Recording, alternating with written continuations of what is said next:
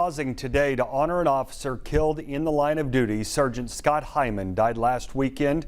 He was responding to a domestic violence call in Hays. Today, a memorial service and funeral held at Thomas More Prep and Fort Hays State University to remember the fallen Hays police officer. We have Team 12 coverage of the event. Thomas Lynch in Hays, talking to those in Hays who took time out of their day to honor Sergeant Heimann.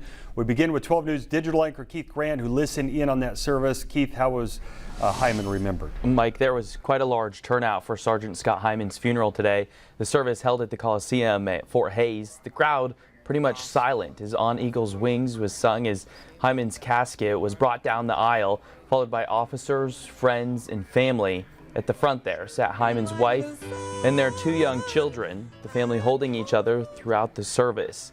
The priest leading the service tried to address a question many in the crowd have been asking since Sunday. How do you make sense of Heimann's death? At this time, many people are asking, why did this happen? Why did this happen to Scott, of all people? Why couldn't God intervene and prevent this tragedy? I think sometimes we have a misunderstanding of what faith is about. Sometimes I think people wrongly think that faith is like a suit of armor, and that if I just build up my faith, then I'm impervious and I can just charge through anything. And that's not what it is. Faith is what assures us that there's something on the other side.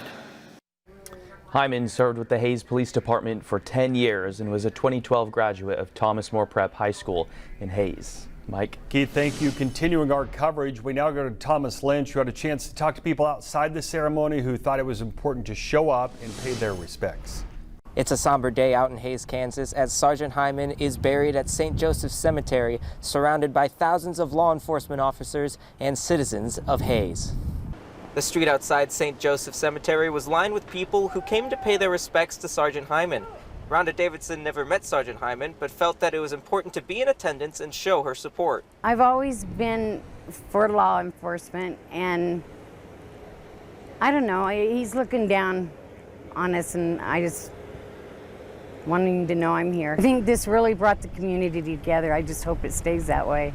Other Hays residents shared similar sentiments that seeing the community show up today is why they choose to live here. In Hays, Thomas Lynch, 12 News.